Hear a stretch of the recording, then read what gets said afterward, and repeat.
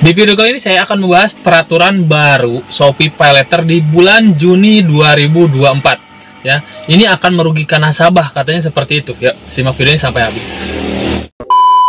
Assalamualaikum warahmatullahi wabarakatuh. Kembali lagi bersama saya di sini. Apa kabar kalian semua? Semoga dalam keadaan sehat walafiat dan selalu dimudahkan rezekinya. Di video kali ini saya akan membahas salah satu tema, yaitu dari peraturan baru Shopee PayLater di tahun 2024 di bulan Juni ini. Ya, di bulan Juni ini akan berlakunya. Dan ini katanya akan merugikan nasabah Galbay. Seperti itu ya di dalam websitenya. Oke, sebelum itu yang baru bergabung tentunya bantu channel ini untuk berkembang dengan cara klik tombol subscribe yang ada di bawah. Dan juga bunyikan notifikasi loncengnya supaya saat upload video terbaru kalian mendapatkan pemberitahuannya. Dan untuk teman-teman, jika memang punya permasalahan pinjol yang memang masih gali lubang tutup lubang, nggak paham tentang pinjol itu sendiri, dikarenakan nantinya ketakutan dalam teror penagihan gitu kan saat tidak bisa bayar ya, itu kalian jangan takut ya. Coba konsultasikan aja masalah kalian terlebih dahulu ke kayak yang ada di deskripsi video, karena di sini kita bantu yang namanya edukasi tentang pinjol itu sendiri dan juga bantu pendampingan untuk masalah pinjol kalian supaya saat kalian nggak bisa bayar lebih aman, teman-teman, seperti itu ya. Dan kalian juga teman-teman bisa join di IG saya ataupun TikTok saya, teman-teman ya, bisa dibantu di follow. Di TikTok pun saya live setiap hari di sana. Jadi untuk teman-teman silahkan aja langsung join di sana, teman-teman ya. Oke, kita lanjut membahas topik kali ini ya. Di sini saya melihat ada peraturan baru dari Shopee PayLater. Shopee PayLater ya, bukan S-Pinjam nih. Nih, simak peraturan baru Shopee PayLater 2024 di bulan Juni ini. Katanya akan merugikan nasabah Galbay. Kita langsung aja ke pokok utamanya. Yang pertama adalah menagih di luar domisili ya. Peraturannya adalah akan menagih di luar domisili. Pada peraturan Shopee PayLater ini, Shopee melalui debt collector bisa menagih nasabah hingga di luar domisili. Jadi potensinya katanya akan ada yang namanya DC datang ke rumah. Jadi di luar domisili pun potensinya akan datang, teman-teman, seperti itu ya. Dan yang keduanya di sini ada dua sih, teman-teman ya. Jam kerja debt collector nih. Debt collector kembali pada peraturan Shopee, jadwal penagihan Senin sampai Sabtu termasuk hari libur. Ini sangat akan memberatkan karena sebelumnya DC lapangan Shopee itu tidak terlalu aktif gitu kan, menagih ke rumah nasabah. Tapi kalau sekarang katanya di bulan Juni ini akan sangat aktif sekali untuk melakukan penagihan ataupun kunjungan ke rumah nasabah. Ya, memang selama ini untuk Shopee itu sendiri, untuk FC lapangan ataupun DC lapangan datang ke rumah itu masih minim. Ya, masih minim. Tapi katanya di peraturan di tahun 2024 ini ternyata katanya itu akan sangat aktif sekali ya untuk datang mengunjungi ke rumah nasabah, teman-teman, seperti itu. Tapi di sini saya ada sedikit yang harus kalian pahami. Ya, ada sedikit yang harus kalian pahami. Di website ini saya ambil dari website, salah satu websitenya Sharing Singgalang ya, Singgalang nih, dari Riau katanya. Bukan hanya di website ini, hampir semua website mereka itu melihat ternyata narasumbernya adalah dari YouTube juga. Ya, narasumbernya dari channel YouTube. Nih salah satunya nih. Ini narasumbernya dari sumber YouTube Bang Tri. Gitu kan?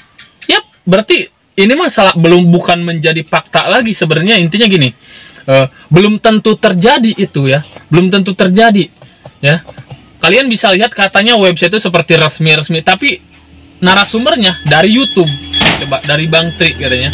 Seperti itu. Coba ya, dari Bang Tri itu dari mana? Gitu kan? Dari mana bisa mendapatkan informasi kalau benar-benar ini valid gitu kan, semua valid gitu kan. Kalau ini semua benar-benar valid, berarti dari mana sumbernya? Sedangkan website aja yang kadang memang terbilang resmi lah, website itu kadang dari Google, website itu terbilangnya resmi, mendapatkan informasi yang seolah katanya valid. Tapi sama aja kalau menurut saya, teman-teman ya. Ini hanya sebuah bentuk konten ya. Hanya sebuah bentuk konten. Website ibaratnya kayak seperti ini, bisa melihat sumber informasinya itu kadang dari YouTube juga, YouTube dari website juga. Jadi saling melihat informasi. Jadi secara validnya itu nggak ada sama sekali, teman-teman, bahwa benar akan terjadi seperti itu. Kecuali website ini misalkan memberitakan suatu berita, itu narasumbernya misalkan dari Shopee itu sendiri, baru itu valid informasinya. Kan seperti itu. Misalkan nih konten kreator YouTube ini mendapatkan informasi juga langsung dari Shopee-nya, pihak Shopee-nya, baru itu benar-benar valid. Gitu ya. Karena saya sering lihat banyak sekali ibaratnya informasi dari website lah, dari inilah. Saya sebagai konten kreator juga kan sama. Dari inilah, dari itulah. Tetapi narasumbernya itu bukan langsung dari pihak aplikasi, gitu kan. Bukan. Jadi ini hanya sebuah bentuk konten yang memang informasinya kadang simpang siur. Seperti itu. Kalau saya sendiri mah di sini tetap aja akan melihat keadaan yang memang ada kenyataannya. Seperti nasabah-nasabah yang saya tanganin, saya lihat seperti apa. Kan kayaknya banyak juga kan, dari dulu juga banyak kan katanya Shopee nih, ada DC lapangan, datang ke rumah nagih. Tapi sepengalaman saya sendiri selama nangani nasabah yang punya Shopee itu dalam jangka waktu 1 tahun, bahkan nilai sampai 40 juta, 50 juta, itu ada juga yang nggak didatengin sama sekali. Justru untuk nasabah yang saya tangani belum ada sama sekali yang didatengin. Ya, saya nangani nasabah yang punya Shopee 380 orang. Gitu. Satu pun belum ada datengin. Padahal nominal tagihan ada yang 50 juta, yang paling besar adalah 50 juta. Ada 40 juta, ada belasan juta, 18 juta, 17 juta. Itu lokasinya masih di Jabodetabek juga banyak. Tapi sampai saat ini belum ada yang didatengin seperti itu. Ya, tapi kita juga akan belajar sih namanya teman-teman ya. Kita walaupun nggak sudah aplikasinya memang nggak akan datang juga misalkan ya, mau datang atau enggak pun, kalau kita masih di sini, saya sendiri berusahanya bodo amat. Bodo amatnya kenapa? Karena yang namanya kita gagal bayar, kita itu berarti harus siap dengan semua resiko yang ada ya, termasuk didatengin DC lapangan. Saya di sini ada kelas bimbingan teman-teman untuk nasabah yang memang tidak bisa bayar pinjolnya. Kan tiap pinjol tuh ada DC lapangan atau enggak. Kita akan mengajarkan semuanya bagaimana cara menghadapi DC lapangan datang ke rumah kalau memang ada. Tapi kadang banyak juga kan yang bertanya nih, ada DC lapangan atau enggak, aplikasi ini ada DC lapangan, buat apa sebenarnya? Kalau kalian nggak bisa bayar, percuma kalian menanyakan hal tersebut. Justru harusnya yang kalian harus pelajari itu adalah bagaimana cara menghadapi resiko gagal bayar itu sendiri, termasuk didatengin DC lapangan. Kalau saya mah kadang seperti itu, banyak yang bertanya DC lapangan buat apa sih? Nanyain DC lapangan buat apa? Udah jelas kalian tuh nggak bisa bayar, pelajari SOP penagihan. Dimana DC lapangan datang ke rumah pun kalian siap. Karena kita mau gagal bayar di aplikasi manapun, tetap aja solusinya di diri kita sendiri, kesiapan kita menghadapi resiko gagal bayar, termasuk DC lapangan datang ke rumah. Sebenarnya itu yang harus kalian persiapkan. Jangan melihat informasi-informasi di luar sana kayak gini, kayak gitu. Percuma. Poinnya di situ ya. Video ini poinnya di situ.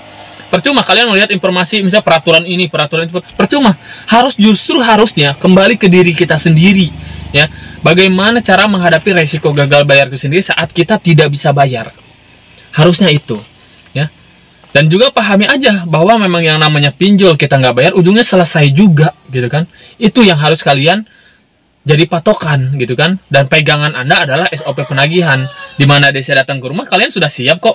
DC datang ke rumah kan cuma nagih hutang, bukan mencelakai. Segala bentuk penagihan ada aturan juga SOP yang berlaku, ada hukumnya. Kita nggak bayar pinjol, hutang piutang masuknya perdata. Hanya sebatas itu, simple semuanya juga. Jadi kembali ke diri kita sendiri, bagaimana kita belajar menghadapi resiko gagal bayar. Ya, poinnya di situ sih untuk berita ini kalau untuk saya ya. Bukan ibaratnya peraturan Shopee juga, peraturan ini bodo amat ya. Justru yang penting kita siap menghadapi resiko gagal bayar itu sendiri, termasuk didatengin DC lapangan. Harusnya seperti itu ya. Jadi kalian harus pahami dulu aja. Nah, jadi sekali lagi untuk teman-teman yang memang punya permasalahan pinjol, lagi memang sulit dalam bayar pinjol, masih gali lubang tutup lubang, nggak pernah selesai, konsultasikan masalah Anda ke WA yang di deskripsi video. Lebih baik dikonsultasikan biar saya jelaskan, biar saya edukasi, supaya kalian paham, tidak tertutup dengan ibaratnya ketakutan-ketakutan yang ada di dalam diri sendiri, dikarenakan apa? Ketidakpengetahuan tentang masalah Anda sendiri. Ya. Seperti itu. Boleh silakan langsung konsultasikan. Jika video ini bermanfaat, boleh like teman-teman. Jika memang belum subscribe, boleh di subscribe dulu ya. Oke, saya pamit. Assalamualaikum warahmatullahi wabarakatuh.